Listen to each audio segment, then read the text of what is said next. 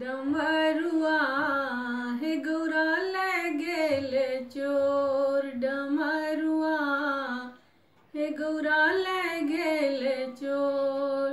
ले गेल चोर गौरा ले गेल चोर। डमरुआ हे गौरा ले गेल चोर। डमरुआ हे गौरा ले गेल चोर। एक बात कहब गौरा शंका छी मोर। एक बात कहब गौरा शंका छी मोर। तोरे बाप डमरू चुरा लेलनि मोर। डमरुआ हे गौरा ले गेल चोर। डमरुआ हे गौरा ले गेल चोर। ले गेल चोर गौरा ले गेल चोर। डमरुआ हे गौरा ले गेल चोर।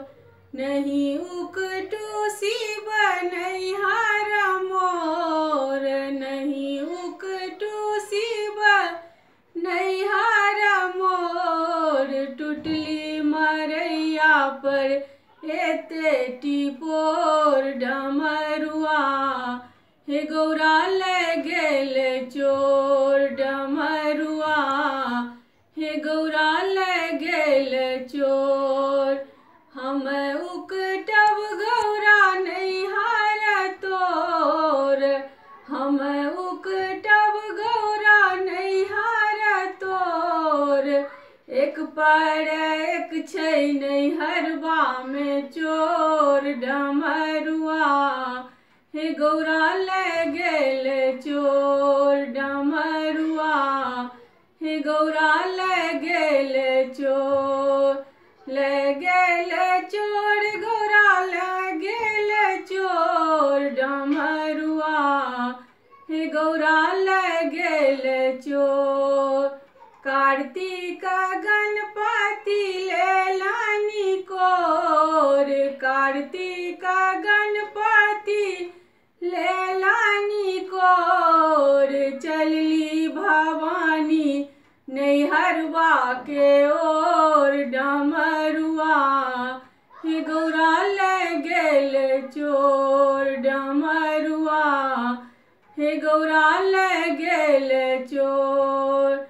10-5 सखी शिव लेलनि बुलाई। 10-5 सखी शिव लेलनि बुलाई। रूसल भवानी के लेलनि मनाई। डमरुआ हे गौरा ले गेल चोर। डमरुआ हे गौरा ले गेल चोर। ले गेल चोर गौरा ले गेल चोर। डमरुआ हे गौरा ले गेल चोर। डमरुआ